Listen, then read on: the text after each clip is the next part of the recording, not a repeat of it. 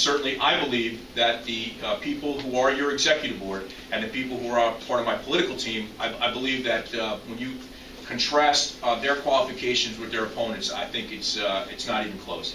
I think that the experience and the qualifications that they possess far outpace anybody who's running against them. So, we would want your support. We would appreciate your support. We're asking for your support. The other thing is, I want to talk a little bit about responsibility.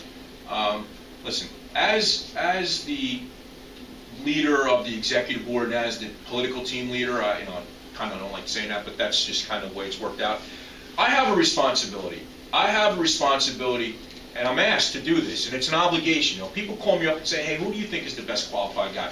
And on a personal level, I'll certainly talk to anybody about that, but as a political aspect of it, I have a responsibility to put what I feel are the best qualified people in place so that they can represent you in the best way possible. That's my obligation, and I take that real seriously. And I do that, I can give you a lot of examples of how friendship doesn't always play into things.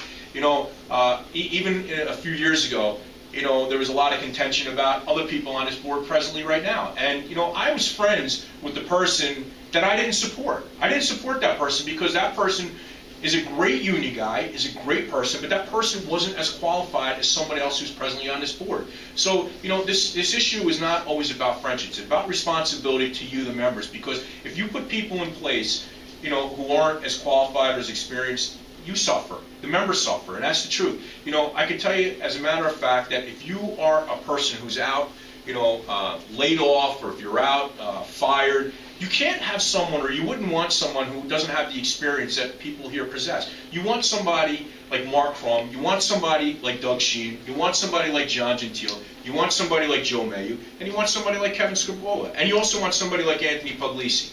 Those, I believe, are the people that you want fighting for you, because if you're really out of a job, you got to think about it. Who do I want fighting for my job? Do I want somebody who has that experience and that track record, or do I want to risk and have somebody who's unqualified in that position? And to me, I think the answer is real obvious. So what I'd like to do is I'd like to pass it on to the other members of the executive board that can explain for themselves why they believe they're the best candidates. And then I'll wrap it up and I'll take a few questions, and then we'll get on to your business that really matters. But we